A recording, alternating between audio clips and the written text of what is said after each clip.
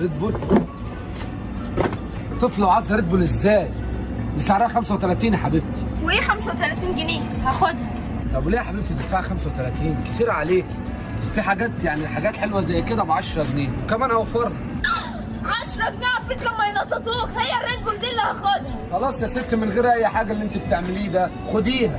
طب يا عمو معاك فكة 200؟ امال فين الشيبس اللي انا كان نفسي فيه؟ ايه ده؟ عمو بشوي. ازيك يا حبيبتي عامله ايه؟ الحمد لله. نضفت وبنتي تشتري ريد بول، ايه النظافه اللي ظهرت عليكم دي؟ بقول لك ايه يا استاذ، اي حاجه تاخدها ازاي على حساب، اي حاجه تاخدها يا حبيبتي على حساب. كده. ايوه يلا عبد كله النهارده فري. ده بقى كيس الشيبس ده. اتفضل. وادي خدي دول لماما. لماما عشان انت كتيرة جدا يا عمو بشوي. اتفضل. بقول لك يا استاذ، حساب الحاجات اللي خليتها من البيت دي كام؟ يا راجل